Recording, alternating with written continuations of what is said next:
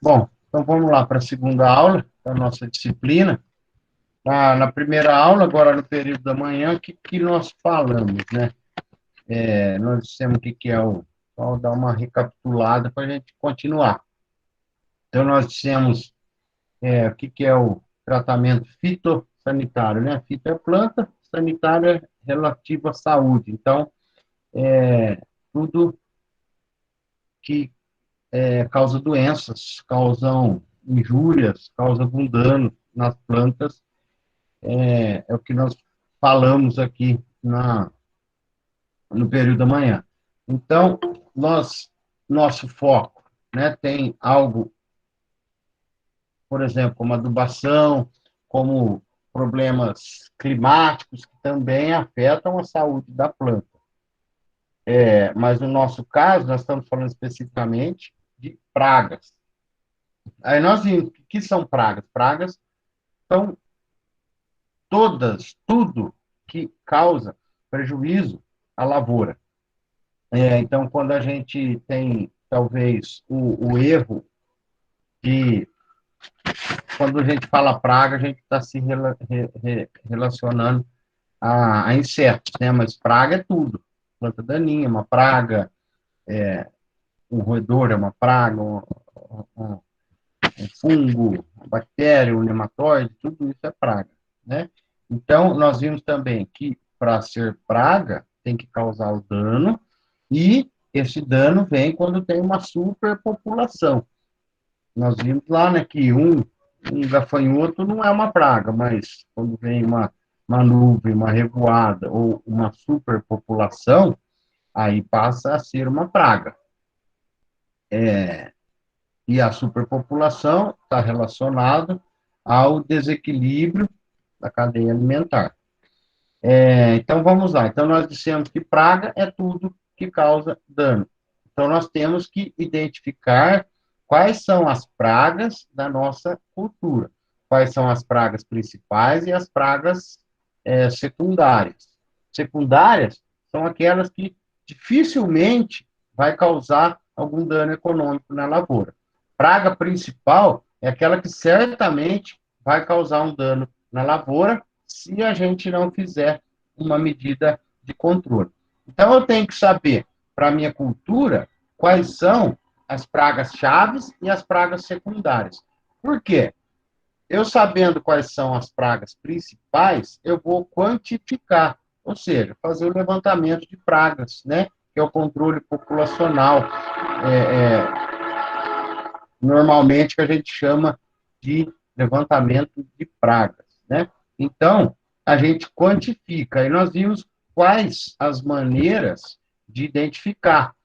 Tem o levantamento de pragas de solo, tem o levantamento através do pano de batida, que pega os percevejos e as lagartas das folhas, nós falamos das armadilhas, tanto delta como luminosa, como adesiva, nós falamos de, de amostragem através de análise de planta, enfim, tem diversas maneiras de fazer o levantamento populacional, ou seja, para saber, para quantificar se aquela praga está em nível de causar dano. Então, a gente fez o levantamento, aí a gente tem agora é, é, conhecimento para saber o nível que está a nossa praga, que são aqueles três níveis que nós falamos: nível de dano econômico, o nível de controle e o nível de equilíbrio.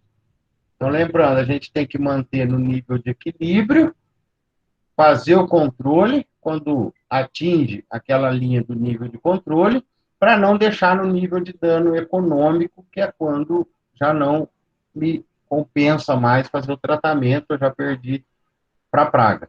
Então, lembre-se que a linha do equilíbrio até chegar na linha de controle é grande, grande.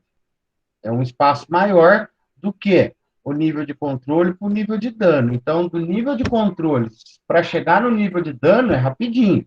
Ou seja, se eu perder o tempo de controle, aí eu atinjo o nível de dano, e esse que é o problema, né? É aí que eu tenho que estar atento, que eu tenho que fazer os levantamentos na hora certa, repetidas vezes, para não deixar atingir o nível de dano econômico, tá? E aí nós falamos, finalizamos a aula falando dos tipos de controle. Então, nós levantamos, identificamos e levantamos e quantificamos as pragas.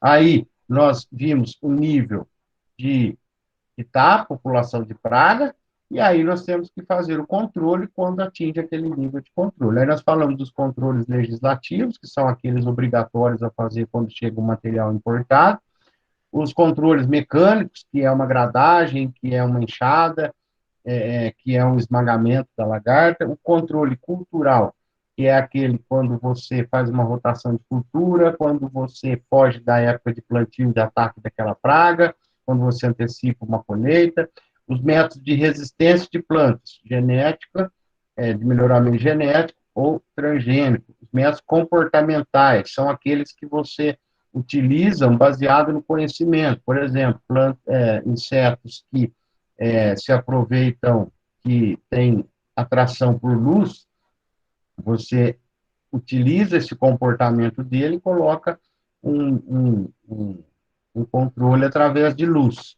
Né? Os de feromônios, a gente sabe que na época da revoada, os besouros machos dos migdolos voam atrás de fêmea. Então, você conhecendo esse comportamento, você põe uma isca de feromônio, onde vai atrair esses machos na revoada. Você vai fazer um controle em cima do comportamento. Controle físico é aquele, o fogo e a inundação, o fogo mata as pragas que estão lá dentro, a inundação evita a entrada e a saída de pragas. O controle biológico, que esse é o fundamental, é o que nós damos, no caso da cana, nós somos exemplo para o mundo inteiro sobre eficiência de controle biológico, né? Nós somos muito bons nisso. O controle autocida, que é aquele onde o macho é estéril, e o controle químico com defensivo. E é o foco que nós vamos falar hoje, a respeito, agora, nessa aula, a respeito dos defensivos agrícolas. Tá? Então, nós dissemos na aula passada todos aqueles tipos de controle, mas, né, lembra quando eu disse do MIP, manejo integrado, que é aquele onde a gente faz todos os tipos de controle, né? Começa lá no cultural, no mecânico, no resistência de planta, no comportamento físico, quando nada dá certo, ou como complemento, utiliza o, o método químico, a utilização de defensivos agrícolas. Nunca somente o defensivo. O defensivo é um dos métodos de controle, nunca pode ser o único, tá? Então, vamos lá, eu tenho falado defensivo, defensivo, mas a gente ouve falar aí veneno, pesticida, produtos fitossanitários, agroquímico, agrotóxico, defensivo agrícola, qual mais? Se tiver mais algum aí que não esteja aí. É tudo a mesma coisa? Quando estão falando isso no campo, em algum lugar, nas reportagens, quem fala qualquer um desses nomes aí. Mas aqui eu quero deixar uma atenção especialmente para nós. Nós não podemos chamar de veneno. Agrotóxico é assim, quem chama? Porque a gente sabe que não é um veneno.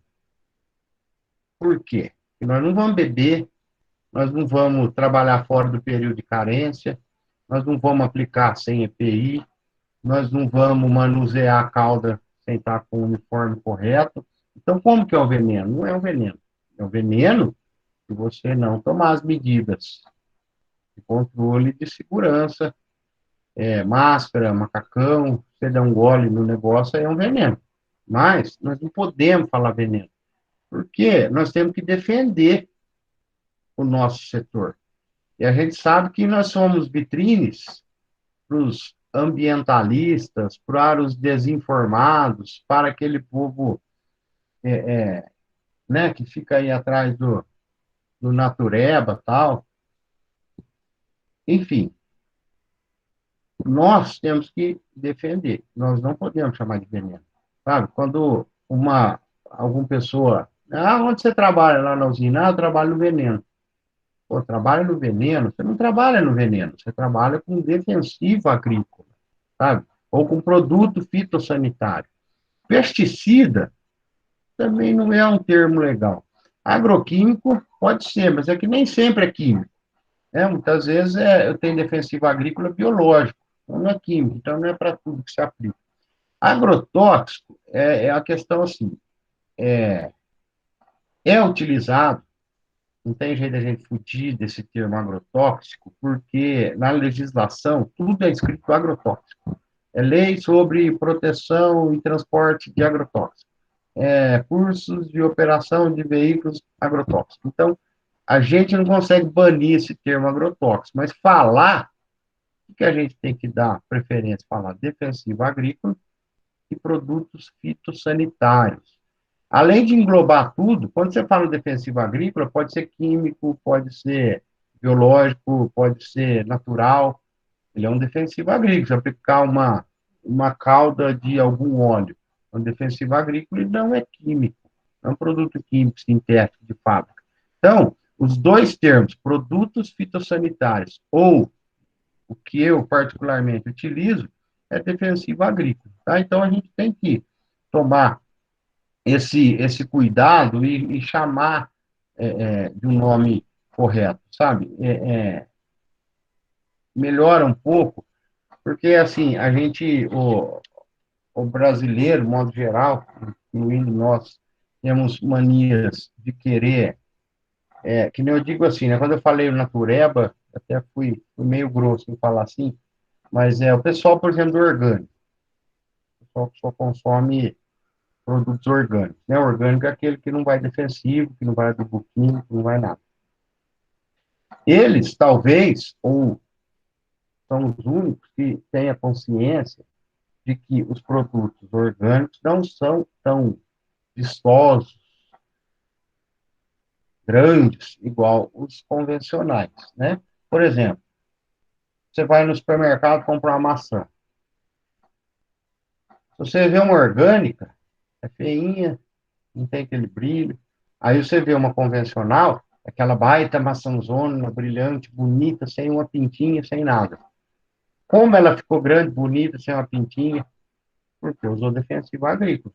Você põe do lado uma que é orgânica, vai ter lá a picada da mosca, vai ter uma mancha na casca. É assim com a laranja. Laranja também. É, laranja não, com outras frutas. É, em geral, todas as frutas, verduras orgânicas são. Você já viu banana orgânica? É miudinha, cheia de pintinha da mosca da fruta. É feio. Agora, aquela uma bananona bonita, grandona, lisinha, amarelinha, usou defensivo agrícola. Então, eu quero dizer assim, que é, é, é fácil meter o pau, o consumidor fica lá falando, poxa, é, usa veneno, usa veneno, usa veneno. Só que aí você põe no mercado um produto sem o que eles chamam de veneno, eles também não compram, eles também não comem. Por quê? Porque o hábito do brasileiro é assim. Em países, Holanda, Alemanha, onde eles têm uma pegada forte em cima de produtos orgânicos, eles aceitam, não fazem questão daquela fruta bonita, vistosa. Ah, e detalhe, no Brasil tem que ser bonita, grande e barato. Quem produz uma fruta grande, bonita e barata, sem usar defensivo? Ninguém. Ninguém. Então, você quer um produto grande, bonito e barato, vai ter que usar defensivo. Se você quiser um produto com um custo um pouquinho maior, porque a produtividade é menor, o custo é maior.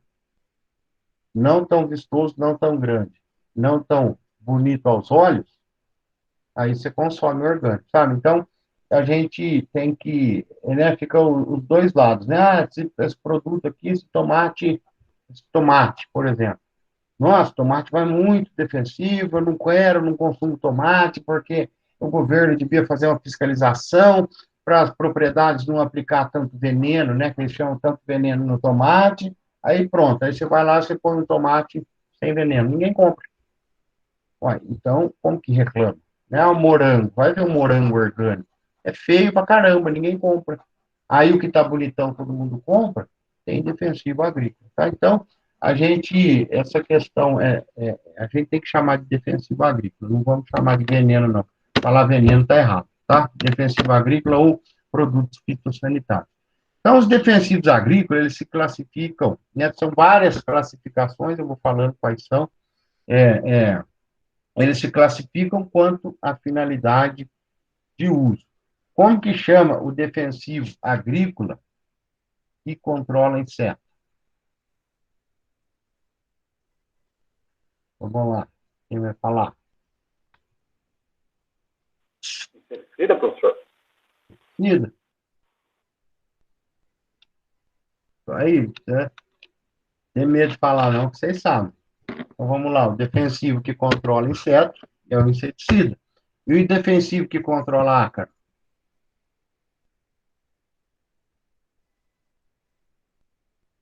Tudo termina com sida. O final sida quer dizer que mata aquele, né, um homicida, mata o homem, ser humano.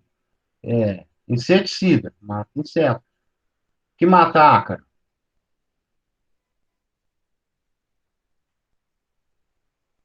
Nossa, professor, eu lembro, mas eu acabei esquecendo. É só pôr sida lá no final.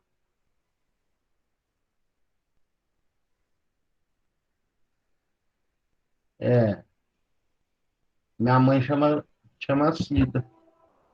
Eu falei tudo que é sida mata, mas é defensivo. Ácaro, acarocida ou acaricida?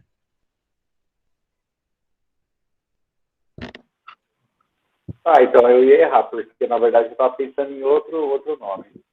Então, de ácaro é acaricida. Muitas vezes o outro nome nós vamos falar agora. Então, do fungo. Como é que chama Vamos lá, pessoal. Vamos abrir os microfones aí. O fungo. Como é que chama o defensivo que controla fungo? Fungicida. Muito bem. Isso, era esse que eu ia usar para o ácaro. Sem usar para o ácaro. O defensivo para nematóide. Herbicida. Tá? Herbicida? Não. Herbicida é o próximo. Para nematóide. Ah, é verdade. Nematicida. E para planta daninha? Agora sim, é o herbicida. Agora o herbicida, né? O herb antes ali é de ervas, né? Então, herbicida.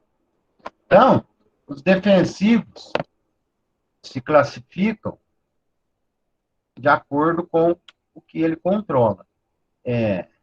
Pesticida, acaricida, fungicida, nematicida ou herbicida. Eles se classificam também quanto à sua formulação, ou seja, como a gente compra, como que ele é disponibilizado. Em pó seco, ele vem em forma de pó, sólido, em forma de pó, e você aplica através de polvilhamento, né? Pó, polvilhamento, ou seja, você aplica o pó. Então, tem produto que vem na forma de pó. Tem produto que vem na forma de pó, vem sólido, mas você aplica em suspensão. Aqui você utiliza um solvente, então pó molhado. É um produto que você aplica ele vem em forma sólida de pó, você mistura um solvente, forma uma suspensão e você aplica dessa forma.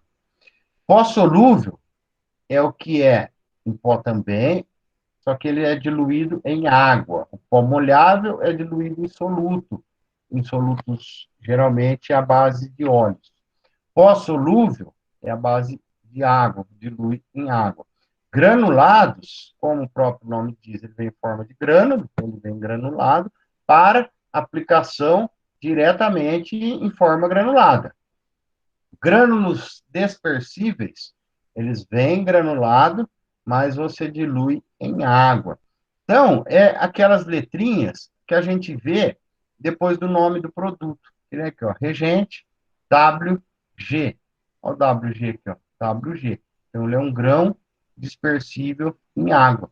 Então, quando vocês veem lá um produto X, PM, é pó molhável. Ele vem em pó, você tem que utilizar um solvente. Pó solúvel, pó tem que dissolver em água. Então, quando a gente vê na embalagem, a gente não vê escrito assim, discriminado, só vê as letras, é o VP, ou o WG, o DG é muito utilizado, né, que é o reagente WG.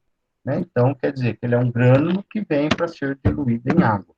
Aí também tem o CE, que são os concentrados emulsionáveis, que já vem em forma líquida, concentrada, para diluir em água, e ele fica um aspecto leitoso, ou seja, porque ele é bem concentrado, ele forma uma calda grossa, uma calda bem esbranquiçada, diluída em água.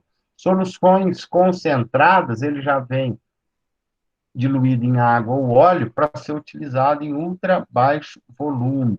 É aqueles, por exemplo, que faz catação com, com aqueles pulverizador elétrico, que pinga uma gotinha só. Aquilo lá é uma solução concentrada. Suspensão concentrada. Ele vem, o produto para ser diluído em água. Microencapsulada, como o nome diz, ele já vem em forma de cápsulas, e iscas. Isca, o que é isca? Isca é o que atrai, né? Quando a gente vai pescar, a gente não joga o que? Isca, é para iscar, para chamar. Então, quando fala isca, igual aqui, ó, isca formicida. O que é a isca? Ele tem algum, vamos falar, cheiro que atrai, né? Que nem, por exemplo, cupim, cheiro de citros atrai cupim. Então, uma isca para cupim tem cheiro cítrico, para formiga também. Então, você tem, o que é a isca? É o que atrai. E junto com a isca tem o defensivo, né? O ingrediente ativo que vai controlar, que vai matar aquela praga. Então, a isca atrai. Então, quando fala isca, é que é uma formulação que contém um atrativo para aquela praga. Os defensivos, eles tem os defensivos agrícolas e os defensivos não agrícolas. Os agrícolas são aqueles registrados pelo Ministério da Agricultura, Pecuária e Abastecimento, que são para atender as lavouras. Os não agrícolas são produtos registrados pelo Ministério do Meio Ambiente. Por exemplo, para se aplicar, eu não posso aplicar um produto agrícola dentro da minha reserva florestal. Ou então, eu tenho lá um corpo d'água lá, um ribeirãozinho, alguma coisa, aí encheu de, como é que chama lá? Trapoeraba, né, que dá na água. E aí você precisa matar aquilo lá, porque está entupindo a sua bomba. Você precisa matar aquilo lá. Você não pode aplicar um herbicida em cima da sua represa. Mas tem produtos que podem ser aplicados em cima desses ambientes aquáticos, que não é um produto agrícola, é um produto não agrícola registrado pelo Ministério do Meio Ambiente, tá? Então, tem produtos que são agrícolas e produtos que não são agrícolas para serem aplicados em reservas, florestas nativas ou em corpos de água, tá? Então, aí tem os grupos químicos dentro de inseticidas, tem lá seus grupos químicos, dentro dos fungicidas, tem seus grupos químicos, os herbicidas têm seus grupos químicos. O que difere um do outro? O modo de ação. Né? Por exemplo, o inseticida, ele pode ser um que afeta o sistema nervoso do inseto, ele pode ter um grupo químico daquele inseticida que afeta a troca de pele, né? O inseto vai crescendo, ele quer trocar de pele, mas aquele grupo químico daquele inseticida não deixa ele trocar de pele, vai controlar. Grupo químico que afeta o sistema digestivo, vai controlar. Então, por que tem diversos grupos químicos? É a maneira como ele age na praga, né? O herbicida, tem herbicida que interrompe a fotossíntese, tem herbicida que interrompe a absorção, tem herbicidas que interferem no sistema de translocação da planta, enfim. O que diferencia um grupo químico do outro é o modo de ação na praga. Classificação quanto ao modo de ação, de ingestão, que é no caso de insetos, ele ingere via oral, de contato, é absorvido pela pele, de profundidade, é um que entra nas lâminas foliar e atinge o interior da planta, Fumigantes são aqueles gases que nós vimos lá naquele slide de controle legislativo. Ação sistêmica são aqueles que translocam pela planta, né? Então, quando a gente fala que um produto é sistêmico, ele penetra na folha e vai para a planta. Ele vai andar lá nos vasos condutores da seiva da planta. Então, ele é um produto sistêmico. Ele entra pela folha, e todos entram pela folha, né? Ele entra pela folha e é sistêmico. Ele vai lá dentro da planta. Tem outros herbicidas, por exemplo, que é de contato. Ele cai na folha e fica ali e mata a folha, ali. Ele não vai. Se você fizer uma análise lá na seiva, lá no interior da planta, não tem aquele produto, porque ele caiu na folha e ficou na folha. Ele não é sistêmico. O sistêmico, pelo contrário, ele não mata a folha, ele mata a planta como um todo, porque ele entra no sistema de condução da planta, tá? Os herbicidas. Tem duas classificações que a gente obrigatoriamente tem que saber, né? Pré-emergentes e pós-emergentes. Herbicidas pré-emergentes, eles são aplicados antes da emergência da planta daninha. Pós-emergente é aquele aplicado após emergência da planta daninha. Por que eu estou frisando o daninha? Porque, quem que ergueu aí? O Kleber? Isso, professor. Professor, deixa eu tirar uma dúvida. É verdade que não seria adequado usar o mesmo herbicida toda vez, porque tipo, a planta pode adquirir resistência? Minha caixinha de som aqui está fraquinha. Deixa eu ver se eu entendi. Você perguntou se utilizar toda vez o mesmo herbicida da resistência. Isso, a planta daninha cria resistência? Cria. E não só herbicida, todos eles, fungicida, inseticida, todos criam resistência. Na verdade, é assim, não é que o herbicida cria resistência, a maneira de falar é essa mesmo que a gente fala, cria resistência, mas não é que o produto químico alterou alguma coisa na planta que ela ficou resistente. É que quer dizer assim, se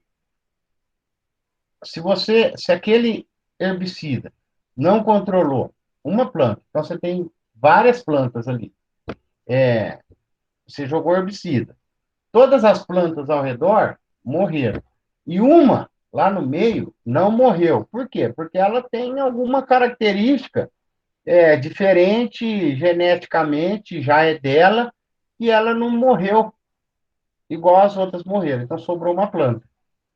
Essa é uma planta, vai dar lá suas sementes. Aí repare que era uma planta, agora já tem um monte de filho dela em volta. Esses filhos vão dar os outros filhos. Então, repare que aquela planta que não morreu, só ela vai aumentar, porque as outras morreram. Então, por que fala que deu resistência? Porque aquela que não morreu vai multiplicar. Agora, eu digo assim, não morreu, não é porque não chegou o produto nela, né? Não é erro de aplicação. Ela não morreu porque ela tem alguma resistência. Por exemplo, as crianças, a gente sempre tem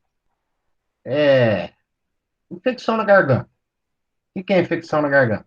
É uma bactéria, geralmente. É uma bactéria.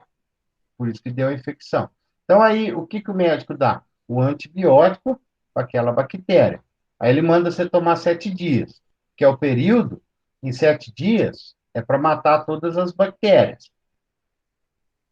Porém, se alguma bactéria não morreu com aquele remédio, as outras morreram com aquele remédio. Aí uma bactéria não morreu. Essa uma bactéria vira duas, duas vira quatro, quatro vira oito, então ela vai aumentando. Vai aumentando o quê?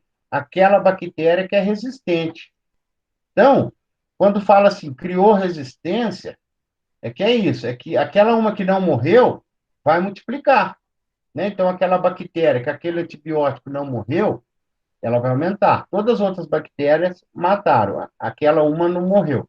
Então, ela vai, uma, dois, quatro, oito, aí você volta no médico e fala, ô doutor, não sarou ainda. O que o médico vai fazer? Ele vai trocar o remédio para matar essa que não morreu da primeira vez. Se ele der o mesmo remédio, que é o que você fala, por exemplo, de repetir o herbicida. Se ele der o mesmo remédio de novo, aquela bactéria já está resistente àquele remédio. Não vai mais morrer, ela vai continuar multiplicando. Então, você tem que mudar a fórmula para que aquelas que não morreram com a primeira fórmula, morrer com a segunda. Então, por isso que falo assim, que tudo dá resistência. Quando você aplica demais um herbicida, você está selecionando aquelas plantas que são resistentes àquele ingrediente ativo. Então, você está fazendo uma seleção forçada, você está deixando viver só aquela uma que não é resistente. Então, quando você muda de produto, você mata essas que estavam sendo resistentes, e aí você quebra a resistência da planta ou da bactéria, do que for.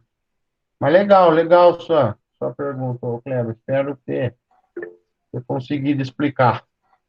Não, bacana, ficou bem esclarecido. Mas aí, no caso, quando ela morre com a aplicação do herbicida, ela não volta a germinar de novo, né? Não, quando ela morre, não. A não ser que ela deu semente. Por que volta? Mas Porque a semente ela não vem com uma certa resistência maior, não, né? não vem o quê? Desculpa, Grande. Com uma certa resistência. Na semente, sim, se é semente daquela planta que não morreu com herbicida, ela tem a resistência da mãe dela. Né? Sim. Teoricamente, ela tem a resistência da mãe dela, então ela vai vir resistente também àquele herbicida. E uma lavoura costuma ter diferentes tipos de ervas daninhas? Tipo, bastante, por exemplo, tem um capim, aí a outra tem mais uma coisa, tipo, tem uns 5 tipos de plantas daninhas numa lavoura só. Costuma ter muito isso? Você fala da mesma espécie com resistência diferente. Tipo, uma lavoura costuma ter bastante plantas daninhas de diferentes tipos, porque você vai passar um herbicida para matar uma determinada planta daninha. Só que aí nessa lavoura contém mais outros 4 tipos de plantas. Costuma ter isso? Vocês falam que nem, por exemplo, tem lá um caruru, uma beldroega, uma corda de viola, uma Isso, tiririca, assim você fala. isso. Aí, no caso, Sim. passaria um herbicida só para matar a maioria ou teria que ficar especificando para cada planta? Ah, legal. É assim, tem aqueles herbicidas que fala que é o de amplo espectro, que eles pegam tudo. Pega folha larga, a não ser a tiririca. Tiririca é um caso à parte. A tiririca é um herbicida exclusivo para tiririca. Mas vamos falar de maneira geral. Por exemplo, o glifosato. Né? O glifosato ele mata o que for. Ele mata gramínea, ele mata folha larga, mata folha estreita, ele controla tudo. Mas ele também mata a sua lavoura.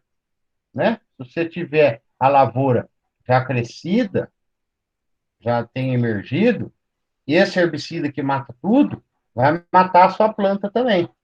Então, o que existe? Os herbicidas seletivos, que não mata a sua cultura e mata especificamente aquela planta daninha.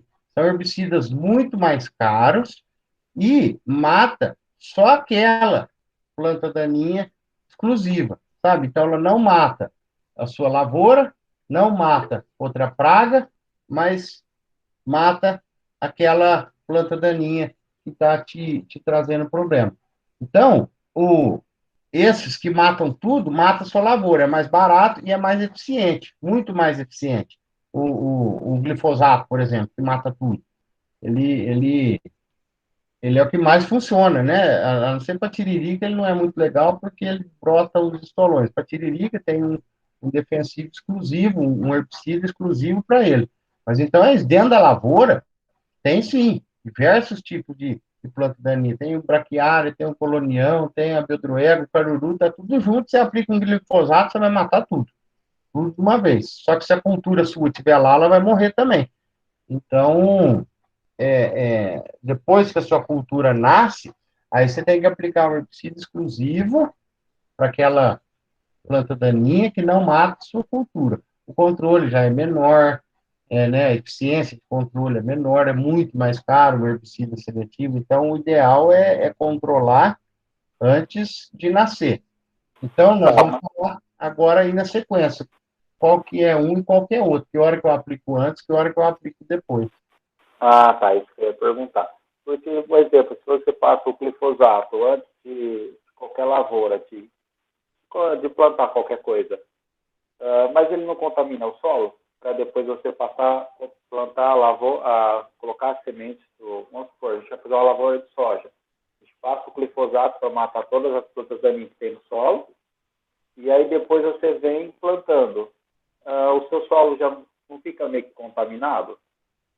Sim, vai ficar com resíduo. No caso do glifosato, não, porque o glifosato ele precisa entrar em contato com a planta, né? É lógico, se tiver uma camada no solo ainda de resíduo, a folha que estiver germinando bater lá, vai matar. Mas os pré-emergentes, eles podem ser específicos, seletivo para a sua cultura. Mas se tiver um resíduo de um glifosato lá, sim, vai afetar a sua planta, sim. Se tiver uma camada, um resíduo que ficou no solo lá, ele vai. Mas é o que eu digo, você vai aplicar um glifosato quando a planta, o mato, já estiver grande, né? Então, a sua lavoura, teoricamente, não está ainda germinada, porque se você aplicar um glifosato já com a lavoura nascida, você vai matar a lavoura também. Então, você vai aplicar o glifosato você não pode aplicar em pré-emergente, que é o que nós vamos falar aqui a seguir. Você tem que aplicar em pós-emergência da planta daninha. Então, a sua lavoura não veio ainda, né? Esse período para a sua lavoura sair, brotar, germinar, vamos falar, uma semana, aí já não tem mais resíduo no solo para matar, não. Assim, ele fica 1, 2 dias ali no resíduo ali do solo, se tiver algum resíduo, é coisa ligeira, né, que já perde o efeito logo, porque no caso do glifosato, é um que depende de entrar em contato com a planta. Os que são pré-emergentes, para a planta daninha, esses são seletivos para a planta daninha e não para a cultura. Então, a cultura tem herbicidas é, é, exclusivamente para aquela cultura, para pré-emergência, que nós vamos falar nos outros slides agora aqui. Não, beleza. No caso, pós-emergente seria a fase inicial ou tardia? Isso, exatamente. Nós vamos chegar nisso agora. Já é o Beleza. próximo slide. Alguém mais tinha perdido a mão aí? Alguma pergunta? Ô, professor, só uma dúvida aí. O mata-mato, ele classifica como pré-emergente, né? No caso, ele só Bom, vai matar o mato. No caso, ele não mata, né? o mata-mata é um pós-emergente, ele tem que entrar em contato com a planta. O, o que geralmente a gente chama de mata-mata é o Roundup, né? O glifosato. Ele, onde ele pegar, ele mata. Ele tem que ser com a planta crescida já. Ele é um pós-emergente. Vamos lá. Ah, beleza, professor. Lá na última aula, eu vou falar um pouco mais de planta daninha. Aí talvez lá a gente tire mais algumas dúvidas com relação a isso, tá? Aqui eu vou falar mais superficial porque eu estou falando dos defensivos agrícolas. Lá na última aula, eu vou falar um pouquinho de planta daninha, né? Mostrar quais são as principais plantas daninhas, as maneiras de controle, quando é pré, quando é pós. A gente vai voltar a falar disso aí, mas já deu uma boa adiantada aqui. Mas qualquer dúvida aí pode perguntar. Então vamos lá. Pré-emergente da planta daninha, pós-emergente da planta daninha. Por que eu estou fixando bem? Porque muitas vezes, não raro, comumente, tem gente que confunde e acha que é pré-emergente da lavoura. Mas não, é pré. O Daniel, isso aí. É bom para já dar uma luz, igual você falou aí. Então, é pré-emergente da planta daninha, não é da cultura, tá? Então, isso é importante estar na cabeça da gente. Por exemplo, aqui, ó, herbicida pré-emergente. Ambos são pré-emergentes, né? Esse aqui está aplicando pré-emergente, esse aqui está aplicando pré-emergente.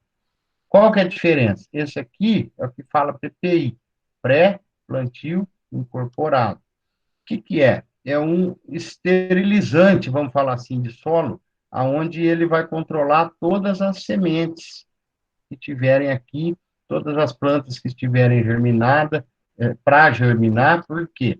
Por que que é pré-emergente? Está vendo aqui? A gente não está vendo nenhuma planta daninha, né? Então, olha, é um pré-emergente. A planta daninha ainda não emergiu. E esse modelo de pré-emergente, esse tipo de pré-emergente, ele deve ser incorporado no solo. Para quê? Se tiver algum banco de sementes, ele vai controlar, por exemplo, a trifluralina, ele aplica junto com o preparo de solo. Não é bem esterilizante, mas é um herbicida de amplo espectro que controla tudo que tiver lá. Então, ó, veja aqui, ele está fazendo a gradagem, o reservatório do produto está aqui, então ele vai aplicando e incorporando. Não tem planta daninha ainda. Aqui, ó, também não tem planta daninha. Ó, vê que aqui está no limpo. Ele está aplicando um pré-emergente. Mas veja que a cultura já saiu. Então, ele é pré-emergente do quê? Da planta daninha, não é da cultura. A cultura está aqui, ó. Então, muitas vezes, né, é comum a pessoa, você pergunta assim, ó, você vê um trator desse pulverizando lá e o cara fala que está aplicando herbicida. Aí a pessoa fala, então é um pós-emergente. Não. Nesse caso aqui, ó, é um pré-emergente, porque não tem mato, mas já tem a cultura. Por que que ele é pré-emergente? Ele é pré-emergente no mato.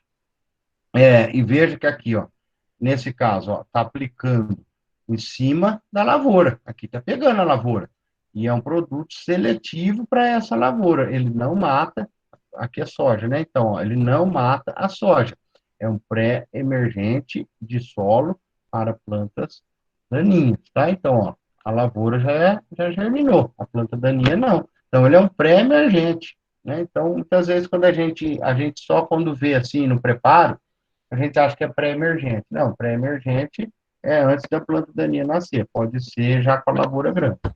E os pós-emergentes, né? Pós-emergente é aquele aplicado depois da emergência da planta daninha, antes que ele interfira no desenvolvimento da cultura, é óbvio, né? Você não vai, só porque é um pós-emergente, falar assim, eu vou aplicar pós-emergente e não tenho pressa. Não, tem que ter pressa do mesmo jeito. O ideal é que o pré-emergente controle tudo, né? Aplicou o pré-emergente, está controlado. Mas a gente sabe que muitas vezes escapa, né? Que eu vou falar, escapou o mato. O pré-emergente não controlou. Aí você tem que aplicar o pós-emergente. Mas tem que ser rápido antes que ele afete a sua lavoura, comece a ter competição, tá? Então, os pós-emergentes, é igual o Kleber tinha falado, eles se classificam em pós-emergente precoce, normal e tardio. O que é um pós-emergente precoce? É o que dá mais resultado. Dentre os pós-emergentes, é o que é melhor. Por quê? Porque a planta está novinha. Então, quando as folhas estreitas ainda não perfilharam, veja aqui, ó, que ela ainda não perfilha. O que é o perfilhar, né? E fazendo os estolões, né, os rizomas, e crescendo assim, igual grama. Então, quando é uma monocotiledônea, uma gramínea, folha estreita, antes de perfilhar, é o melhor momento de controlar. Então, você põe um pós-emergência e precoce. Se for folha larga, antes de ter a terceira folha, no máximo 2 folhas. Aqui, dentre os pós-emergentes, a melhor hora de controlar é aqui, quando a plantinha está novinha, tá? Mas a gente sabe que é difícil. Às vezes tem, né, a área é grande, saiu mato em um monte de lugar ao mesmo tempo, então tem que fazer, às vezes, um pós-emergente normal, médio, que é o quê? Quando as monocotiledôneas têm até 3 perfis. Veja que ela tem, aqui, ela perfilhou aqui um perfil, aqui 2 perfis. Então, eu uso um pós-emergência normal. Se for folha larga, ela tem que estar entre 4 a 6 folhas, né? Aqui, ó, 4, e já tem 2 folhinhas saindo aqui. São 4 folhas completas e 2 incompletas ainda. Então, aqui eu uso um pós-emergente normal. E o pós-emergente tardio, quando as gramíneas já têm mais de 3 perfilhos e quando as folhas largas já estão com mais de 6 folhas. Aqui é a pior hora de controlar. Aqui já é muito difícil de controlar. Aqui, muitas vezes, o dano da competição com a lavoura já está instalado. Você já perdeu tempo de controlar, se está na pós-emergência tardia. Tá? Então, melhor é controlar na pós-emergência precoce, ou se chegar na média. Chegou na tardia, uma gramínea dessa, já com mais de 3 perfis, você já tem muito mais dificuldade de matar, porque você pode até matar essas folhas, mas o herbicida é de contato, não é sistêmico, ele não vai para o sistema de condução dos vasos dentro da planta. Então, você mata essa folha aqui, ó.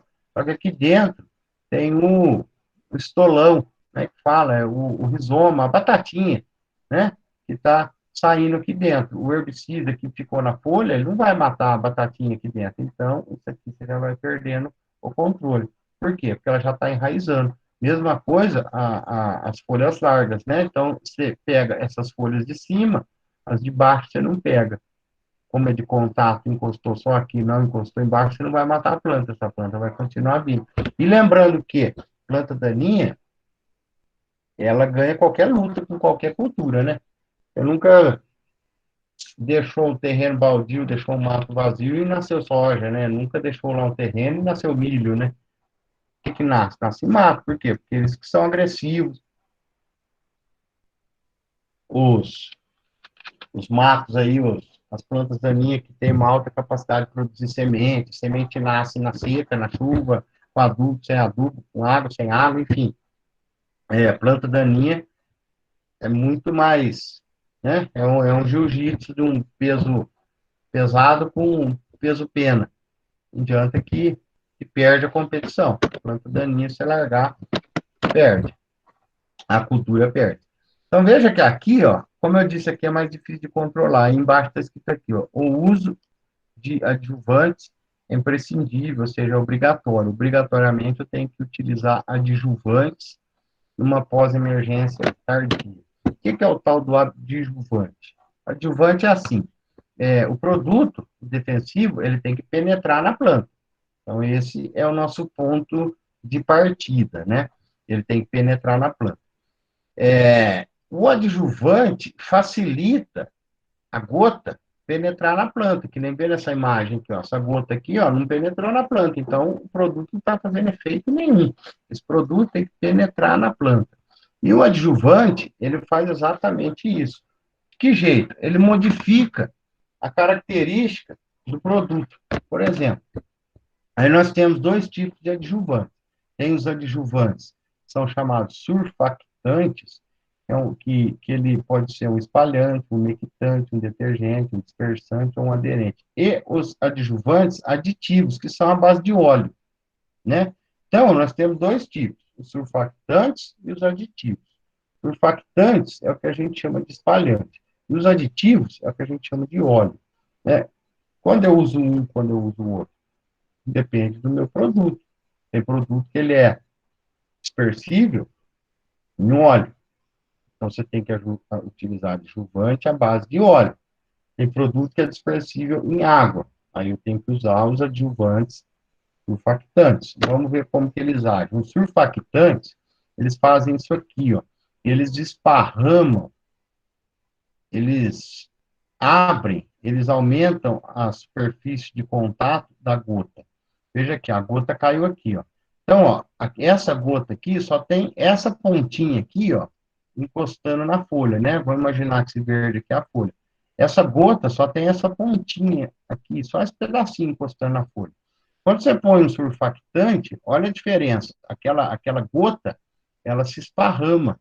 Olha lá, se esparramou. Então, veja que a superfície de contato entre a gota e a folha é bem maior do que só da gota sem o espalhante, né? Então, o espalhante, ele faz isso. Quem que faz isso? Todo dia a gente utiliza isso aqui dentro de casa, um espalhante. Quem que é? O detergente, né? A gota de gordura é uma bolinha assim. Quando tá lá a panela com óleo, a tampa, alguma coisa com óleo, a, a, a colherzinha lá da escumadeira de fritar, tá com óleo. Aí você joga água em cima. O que que forma? Aquelas gotas, né? Fica aquelas gotonas de água assim, né? Dentro que não mistura com óleo, fica aquelas gotas. Aí você faz o quê? Você joga um detergente. Aí aquelas gotas somem, porque elas se esparramam, elas abrem, elas fazem isso aqui. Então, o espalhante é um detergente. Então, olha lá, a gotinha espalha, espalhou, tem uma maior superfície de contato, então ela penetra na planta. No caso do detergente nosso da cozinha, o que ele faz? Ele aumenta a superfície de contato, ele fica mais fácil de você passar a bucha e limpar, tá? Então, assim, ele penetra na planta. Sem um adjuvante, espalhante, nesse caso, surfactante, aquela gota não penetra na planta. E os adjuvantes à base de óleo, eles são utilizados nos herbicidas que são lipossolúveis, né? São solúveis em gordura. Então, tem herbicidas que são lipossolúveis. Já vai, Daniel, aditivos à base de óleo para herbicidas solúveis em óleo. O que que ele faz? A folha, que é uma folha cortada, tem essa base aqui, ó, da cutícula. A cutícula protege, porque o herbicida ele tem que entrar aqui, por entre as células, né? Essa cutícula, a função dela na planta é exatamente proteger contra as coisas externas, né? O que vem de fora. A cutícula protege. Aquela, aquela, aquela penugemzinha que fica em cima da folha, é para proteger a folha, para não deixar nada entrar. E o herbicida tem que entrar. Então, quando você põe um adjuvante à base de óleo, ele rompe essa cutícula. Ele deixa o produto penetrar por entre as células. Olá, Daniel. Ô, professor, esse adjuvantes à base, igual você mencionou do detergente, qual seria ele? A base de óleo, eu sei. Qual que era que a gente usou igual quando eu já fiz o estágio no plantio de soja, eu usei o base de óleo. Mas a base de igual isso que o senhor falou que é igual o detergente, qual que seria ele? Você vai explicar agora ou mais na frente a gente vai falar sobre ele? Não, não, eu não vou falar mais não, mas você diz um nome comercial, eu não vou lembrar nenhum nome comercial. Por quê? Porque utiliza esse termo mesmo, surfactante, né? Agora, nossa, eu não vou lembrar. Se alguém me lembrar aí para ajudar algum espalhante aí, alguém lembra o nome comercial de algum espalhante aí? Eu, sinceramente, eu não sei, o Daniel, porque a gente fala o surfactante, né? Eu chamo de surfactante mesmo. Eu chamo a base de óleo, eu chamo surfactante.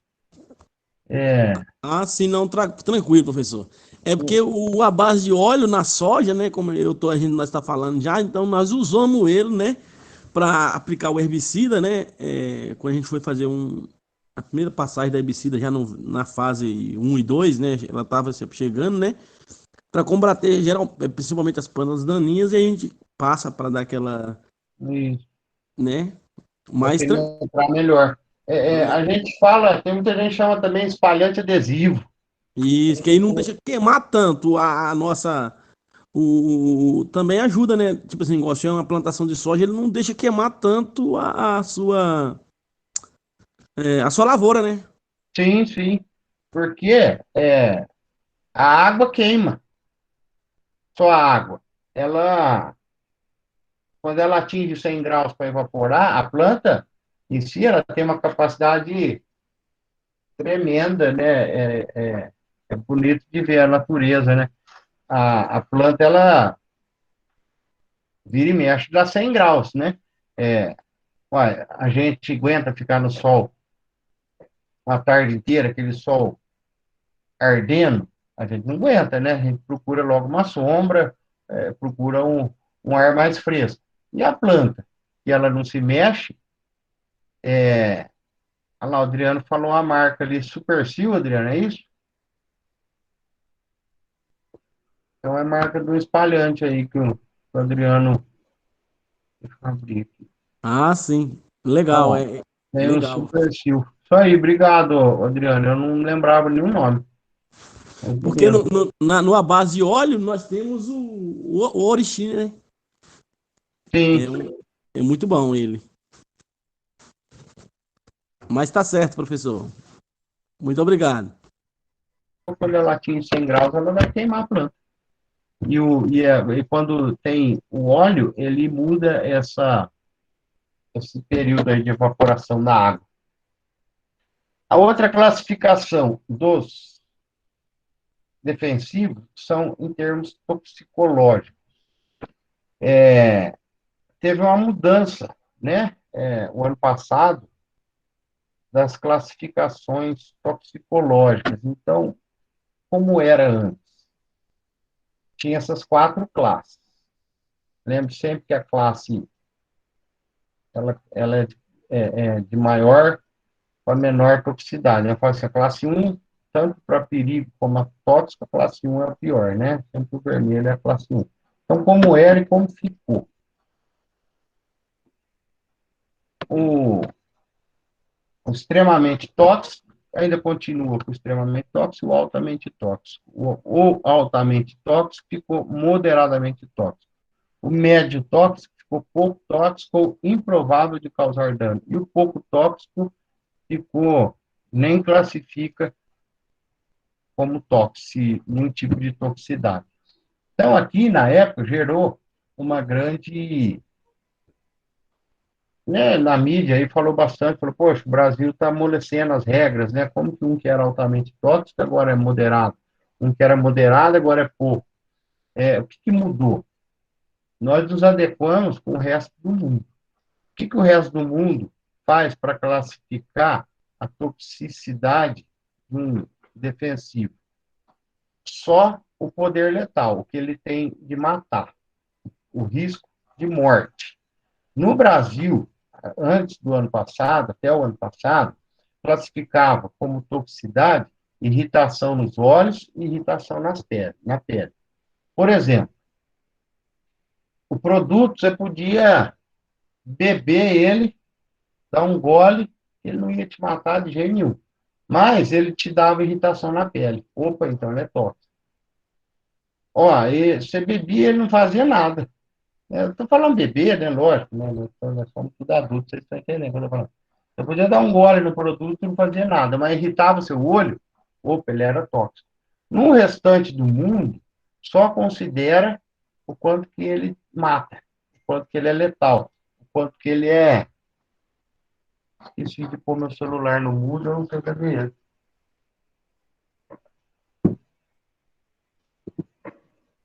Ó, desculpa aí. Não gosto do celular apito aqui. Então, vamos lá. O que nós fizemos é se adequar, porque o que acontecia? A gente tinha barreiras de exportação, porque dizia que a gente utilizava muito produto tóxico, mas o mesmo produto lá fora não era tóxico, né? Então, a gente adotou, que está na reportagem que é lá. Agora, o Brasil, a Anvisa adota somente o risco de morte para classificar os agrotóxicos. A nova regra não considera, né, dispensa irritação de olho e irritação de pele. Então, reclassificou. Né? Então, quando fala que é extremamente tóxico, ele mata se ingerido em pequena dose ou inalado em pequena dose. Então, quando fala hoje que é extremamente tóxico, quer dizer que ele mata em pequena dose. Altamente tóxico, ele mata em altas doses. Moderadamente tóxico, não causa morte. Pouco tóxico, ele é só nocivo. Improvável de causar dano, nem nocivo ele é. E não classificado, ele não tem nenhum tipo de risco ou nem se classifica como nenhum nível de toxicidade, tá?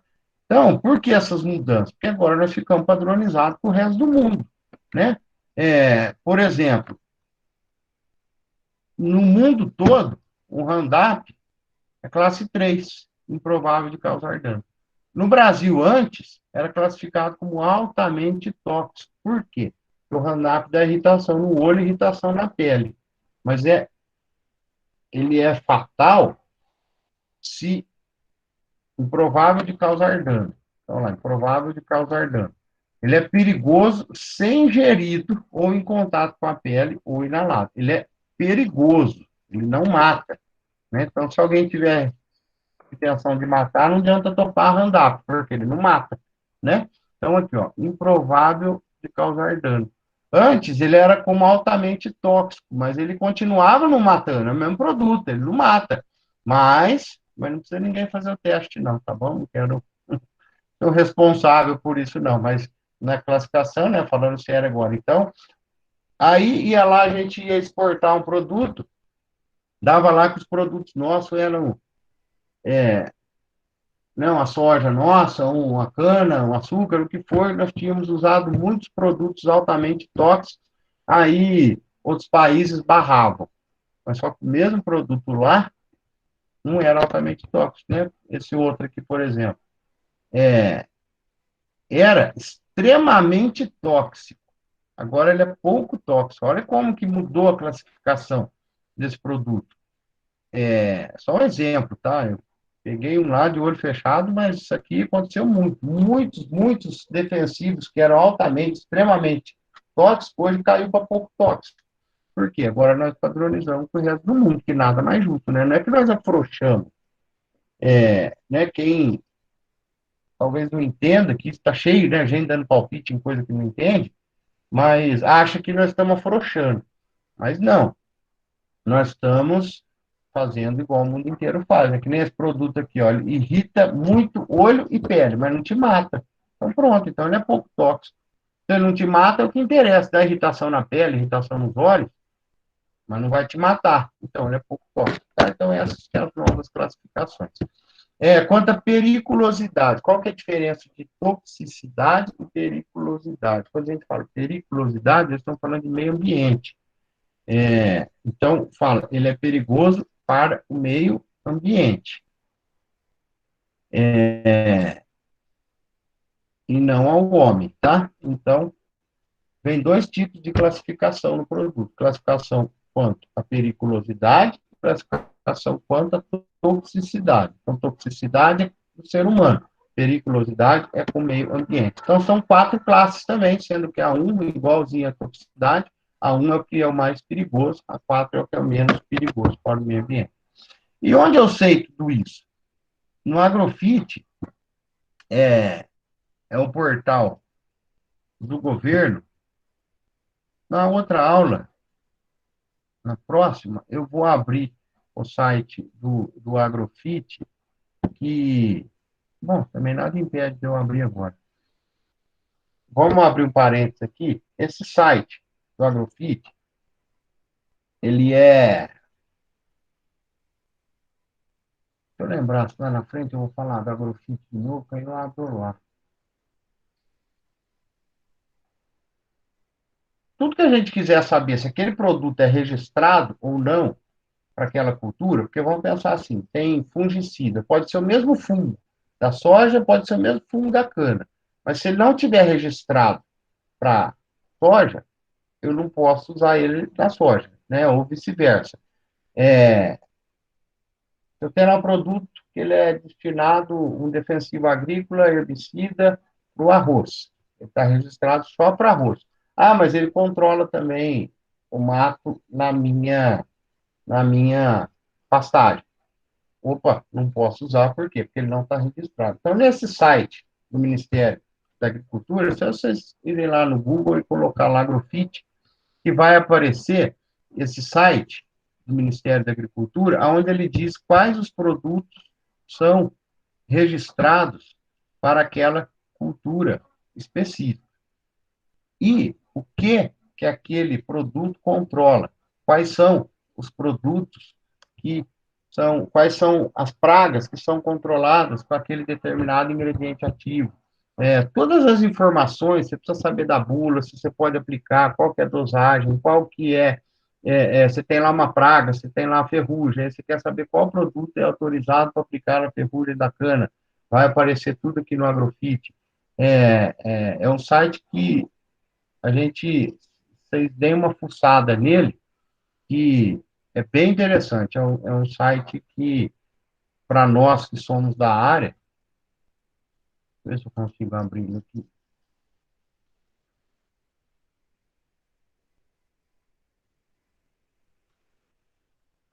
Acho que eu tenho que sair aqui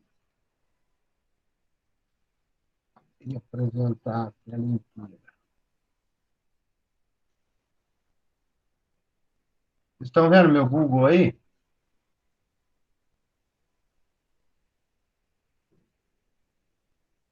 Sim, Eu não professor. consigo ver o chat agora. Fala no microfone, estão vendo? Sim. Então, beleza. Então, vocês vêm aqui no Google, aqui, ó, põe lá, Agrofit. Abriu, Agrofit. Vai abrir aqui do Ministério da Agricultura. Então, você quer saber as pragas, ó, pragas, plantas daninhas, insetos, doenças, ingredientes ativos, produtos formulados, produtos técnicos e relatórios. Então, você entra aqui, por exemplo, produto formulado. Entra aqui, ingrediente ativo. Aqui eu pesquiso, vamos comecinho aqui, pragas. Então, eu venho aqui, eu quero saber inseto, ou eu tenho o nome científico do inseto, ou eu tenho o nome do vulgar, e aqui eu seleciono a cultura. Aí eu venho aqui, eu peço, já aparece as pragas, insetos da cultura, qual que eu selecionei lá? Da abobrinha. Eu venho aqui, nova consulta. Vamos pôr aqui, cana de açúcar. Todo mundo gosta. Classificação, quero saber insetos da cana de açúcar. Vai aparecer aqui, ó, todos os insetos da cana de açúcar. Aí eu entro aqui, ó, na broca gigante. Olha aqui, ó, já me dá todo a descrição da praga. Nome científico, a ordem dela, explica sobre a praga, explica sobre os sintomas que ela faz, ensina a ecologia, como o tamanho do ciclo, como que ela se multiplica, controles, cultural. Lembra lá que nós explicamos que é o controle cultural? É aquele que trabalha em cima dos traços culturais. Olha lá, catação manual de larva e broca com ajuda de uma enxadinha. Ou eu venho aqui, tem produto químico, aqui, ó, produtos indicados.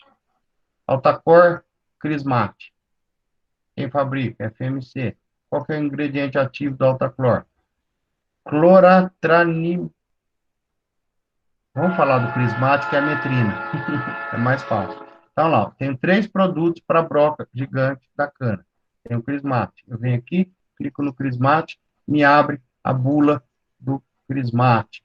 Os dados, composição, indicação de uso e dose, bula. Então, lá, ingrediente ativo, percentual, então, indicação de uso.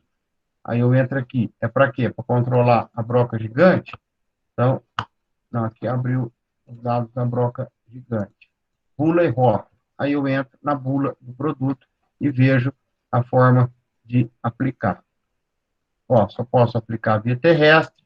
Olha, ele é seletivo para cana de ação sistêmica, ou seja, ele entra no sistema da planta. Classe toxicológica, 4, pouco tóxico. Risco ambiental, classe 2, muito perigoso. Sabe, então, olha aqui, que site. Vamos pôr aqui inseto, praga. Vamos pôr na soja. Vamos pôr aqui soja. Doença da soja. Consultar. Olha lá, fungo, tombamento, antracnose. Então, achei que vou pôr aqui, a tracnose do coletóptero. Bom, aqui vai me falar tudo sobre a doença da antracnose. Aqui embaixo vai falar o controle. Aí você pede aqui os produtos que eu posso utilizar para antracnose. Aqui, ó, já me aparece tudo. Se você for usar um produto para antracnose que não esteja aqui nessa lista, antracnose da soja, Eu estou com antracnose no feijão. Esse produto você pode usar? Você tem que entrar aqui, ó, Agroben. Ele é classificado, indicações de uso. Aqui não vai aparecer. Aqui, ó. Eu estou lá naquele produto aqui, nesse Agroben que eu cliquei aqui, ó. Ele só pode aplicar no algodão, no citro, no feijão. Então, opa, eu tenho um feijão, eu posso aplicar esse produto. Então, ele pode ser aplicado no feijão, pode ser aplicado na soja. E no trigo, e no citros e no algodão. Fala, poxa, eu estou com antracnose no meu arroz. Posso aplicar? Não, porque aqui, ó, a cultura que ele está permitindo aqui, ó, só algodão, citros, feijão. Então, eu não posso. Fala assim, nossa, mas é a mesma antracnose da soja. Eu estou no feijão. E esse produto aqui, ó, esse Agroben, que é o primeiro que eu cliquei aqui, ó, também controla, mas se não está registrado, eu não posso controlar, eu não posso aplicar, tá? Então, toda a documentação do produto, o registro dele, né? Então, você entra aqui, você acha a bula dele. Então, qualquer informação de qualquer produto, de qualquer praga, de qualquer planta daninha, vocês vêm aqui, olha lá, abriu a bula. Então, aqui na bula, ó, vai estar escrito as classes toxicológicas, vai estar escrito tudo, ó. Então, olha lá, eu posso aplicar no algodão, no feijão, na soja, no citros. Aí vai me explicar, ó. Opa, eu estou com essa praga, eu estou no algodão. Está me causando aqui, ó, coletótero no algodão. Eu tenho que aplicar 80 ml se eu for fazer tratamento de sementes, tá? Então, aqui é um produto para aplicar em sementes. Nos citros, aqui, ó, aplico 5 a 15 litros da calda no pé. Opa, mas que calda é essa? 100 ml do produto e 100 litros d'água. Então, eu fiz a calda. Quanto que eu aplico? De 5 a 15 litros em cada pé, para controlar. Quando que eu aplico? 2/3 da florada, variedades suscetíveis, ou 4 a 6 semanas. Enfim, aqui, eu estou com coletótero no feijão, 500 ml por hectare, e faço uma calda de 300 a 600 litros por hectare, e aplico aqui ao redor de 30 dias após a emergência da cultura. Enfim, por aqui, pelo Agrofit, não tem erro. Tá certo o produto. Se eu sei que é um produto formulado, eu venho aqui, eu quero saber, falar, eu estou aplicando tal produto, eu quero saber para quem que eu posso, para que cultura que eu posso utilizar aquele produto. Eu entro aqui com o nome do produto, mando pesquisar e já vai me dizer. Se eu tenho o nome do produto técnico, se eu tenho o nome do registro dele, eu quero saber para onde eu posso utilizar ele. Você vem aqui e procura, tá? Aqui, ó, se eu quiser saber, olha lá, desfolhante, aqui tem também os que nós falamos lá agora, os adjuvantes aqui, ó. Quero saber o adjuvante, quais os adjuvantes que eu tenho para aqueles produtos aqui, ó. Relatório de produtos técnicos de planta daninha. Enfim, está tudo aqui no Agrofit, do Ministério da Agricultura. Agora deixa eu ver como é que faz eu voltar. Alguém já conhecia esse site aqui da Agrofit? Sim, eu sim, professor. A gente já fez com ele, sim. Legal, isso aí. Tanto para igual pode diferentes culturas, seja soja, milho, feijão, maracujá, banana, você sentir na sua. Exatamente. Você quer lá, você está cultivando banana, está com fungo, você entra aí e vê qual fungo, qual fungicida você tem para banana. Isso, positivo. Aí a gente usa ele e usa aquele também do plantio. Como é que é o nome? É um novo aplicativo, Planix, né? Isso aí eu não lembro, não. E, a gente usa ele, é o Plantis. Plantis. Esse Isso, aí eu não conheço ainda, não. a gente usa, aí você conecta e tira a foto, aí você sabe, tipo assim, é mais rápido pra você saber o nome de você ir nesse aplicativo. Eu sei, agora eu lembrei que você falou. É o que ele já identifica para você a praga, você não precisa nem conhecer a praga. Isso, aí tipo assim, fica mais rápido pra você trabalhar com ela. Tipo assim, que fungos que é, aí você já vai direto no Agrofit e já procura o que defender, o que... Você falou agora, eu lembrei. Bom, então vamos lá. Então nós falamos do defensivo, nós temos que aplicar o defensivo. Então o que eu tenho que saber? Qual que é a praga, qual o defensivo. Agora vocês já sabem onde vocês procuram qual o defensivo que eu aplico, então agora eu tenho que saber qual o pulverizador e a maneira correta de utilizar. Então eu tenho que conhecer qual que é a minha praga, se eu vou trabalhar para combater qual praga, e aí qual que é o defensivo que eu vou utilizar, né? Nós falamos se é um inseticida, se é um fungicida, depende da praga que nós vamos controlar. E aí eu tenho tipo de aplicação, manual, mecanizado ou aéreo. A aplicação manual é aquela que a gente conhece, a postal. Vantagens, é barato você comprar, não dá deriva. Deriva é o arraste das gotas, né, fora do alvo. Nós vamos falar um pouquinho mais para frente o que é a deriva. Não tem limitação quanto à declividade. É lógico, o homem sobe em qualquer lugar. Desvantagem, contaminação do trabalhador, baixo controle da dosagem, porque depende do passo e da bombeada do operador, ele anda mais rápido, mais devagar, às vezes um tem as pernas mais compridas, outro tem as pernas mais curtas, um tem mais força de pressão, outro tem menos, enfim, isso aí é uma desvantagem, que ele tem baixo controle de dosagem. Baixa eficiência, lógico, você está fazendo a pé, você não está fazendo um trator, é mais devagar, portanto, é uma capacidade abaixo, aí, na média de 1 hectare por dia. Qual que é o foco? O manual são pequenas áreas, tá? Então, tem diversos tipos de pulverizadores postais, manual. Esse é o mais conhecido, né, de bombeamento manual, mas tem o que não precisa bombear, ele é pressurizado, tem os motorizados e tem os elétricos. O elétrico, talvez ele é mais fraco. O motorizado, qual que é o problema? É andar com esse motor nas costas, é pesado, o trem desse aqui vazio já pesa uns 20, 25 quilos, tem que levar gasolina, tem que misturar com óleo 2 tempos, aquelas motos 2 tempos, tem um escapamento, solta fumaça, se tem escapamento, tem fogo, enfim, é um problema.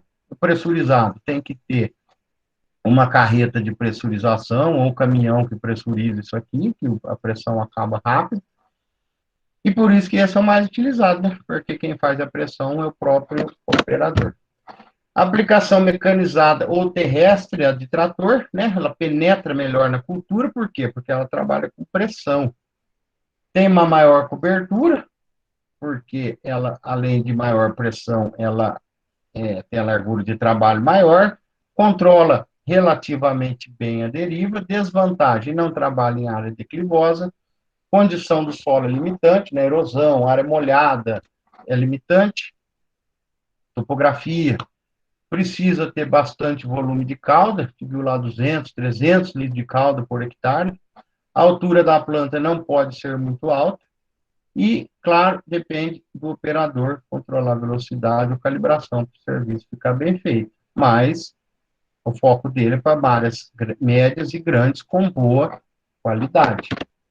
Então, nós temos aqui, ó, pulverizadores de arrasto, pulverizadores montados, fala, né, ver que esse aqui, ó, tá arrastando, então qualquer implemento que está arrastando é implemento de arrasto, né, qualquer implemento que está no terceiro ponto ali é implemento montado.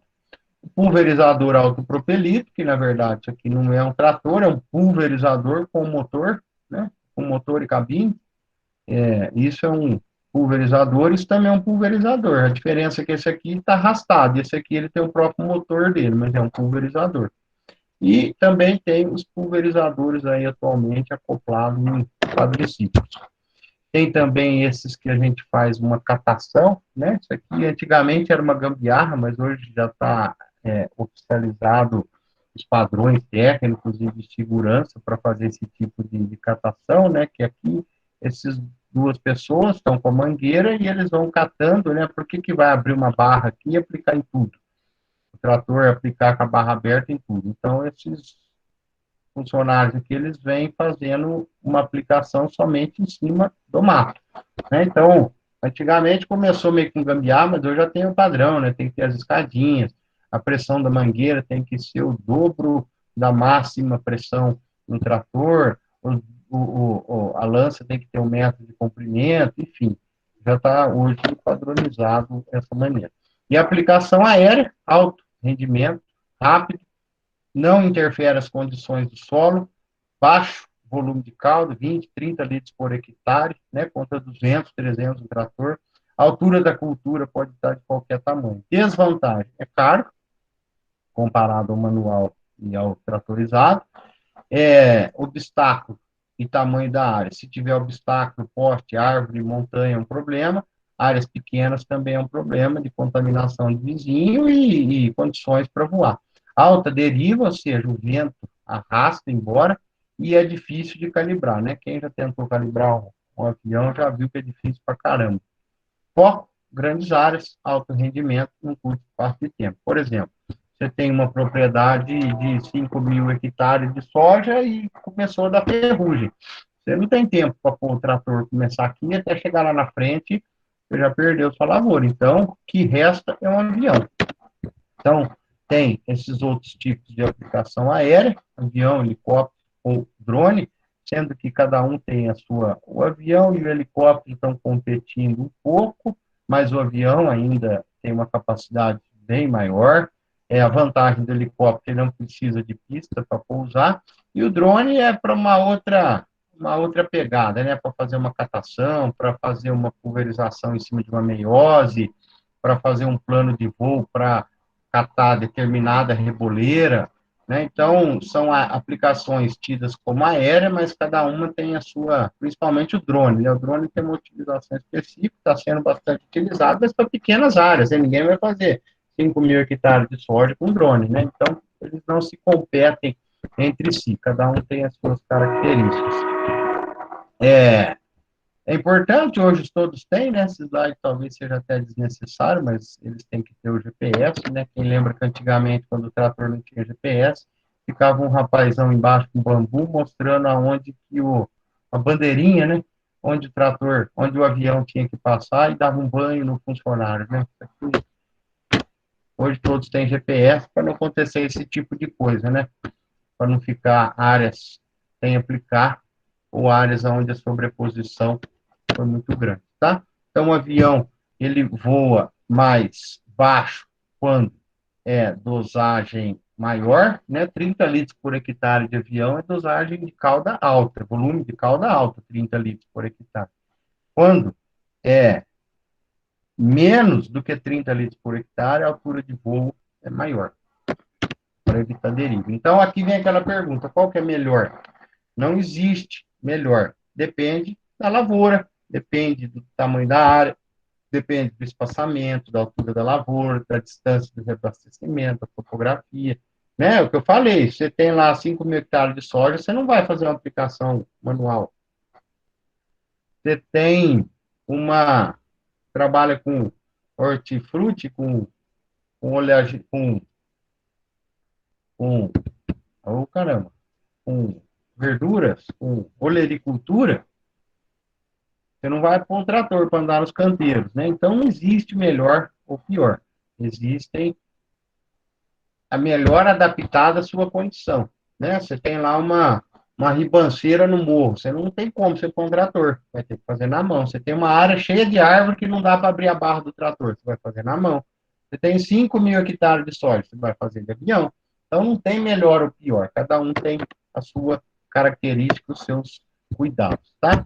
Então, os defensivos agrícolas é um foco grande nas empresas, por quê? Porque ele chega aí a representar 40% do custo de produção de uma lavoura, tá?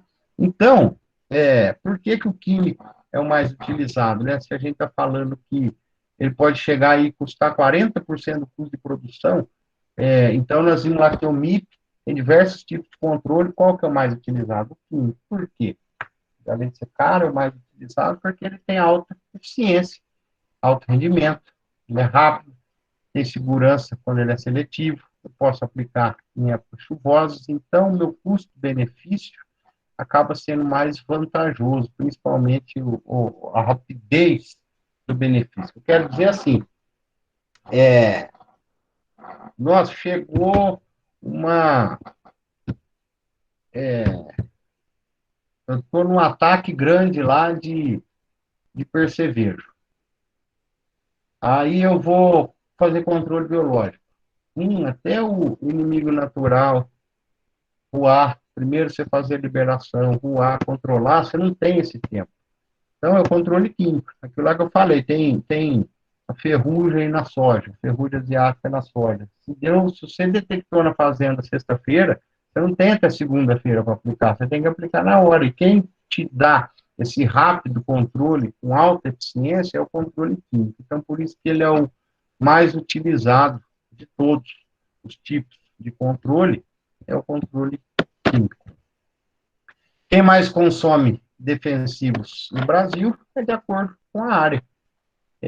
A soja, 125 milhões de quilos, 125 mil toneladas de defensivo, seguido pelo milho, 65 milhões de quilos de defensivo, depois vem a cana com 55 milhões de quilos de defensivos anualmente utilizados. É lógico que é o tamanho da área, né? A soja tem lá 30 milhões de hectares, divide 125 mil, o milho tem 11, 12 milhões de hectares, 65 mil, a cana tem 9 milhões de hectares, 55 mil. Aí a gente leva em consideração, importante, é isso aqui, quantos quilos por hectare. Então você vê que a soja lá usa 120 milhões de quilos por ano. Porém, por hectare, dá 3,2. A cana usa lá 50, 60 milhões de quilos de defensivos agrícolas. Mas quantos quilos por hectare? 2 quilos. O tomate não aparece no ranking dos maiores usuários de defensivos no Brasil, mas olha em quilos por hectare. O tomate utiliza 52 quilos de defensivo por hectare, né? Então, pouco importa falar da soja, da milho e da cana, que quem mais consome, quem mais utiliza. O que importa é aqui, ó, quantos quilos por hectare utiliza, né? Então, veja que a batata, 28 quilos de defensivos por hectare, que é defensivo no modo geral. Então, aqui que é o que nos importa, né? Quantos quilos por hectare cada lavoura utiliza. E quais são os defensivos mais utilizados? São os herbicidas. Seguido pelos inseticidas, depois pelos fungicidas, outros tipos, e os acaricidas. Então, a fatia grossa daqueles milhões e milhões de quilos, e aquelas milhares de toneladas, metade é herbicida, é o mais utilizado, tá? Seguido pelos inseticidas. Então, isso aqui é um pouquinho do que nós vamos ver na próxima aula, né? São as tecnologias de aplicação para a gente identificar o alvo, a dosagem e a quantidade correta. O alvo, aonde eu tenho que acertar para matar, a dose que eu tenho que jogar para controlar, o menor custo e o menor impacto ambiental. Então, isso aqui é o que nós vamos falar na próxima aula, né? Quais as tecnologias, os cuidados, as seguranças, quantidade, dosagem dos defensivos. Aí nós vamos abordar isso no sábado que vem. Bom, para a aula de hoje é isso. Vou encerrando a gravação. Se tiver alguma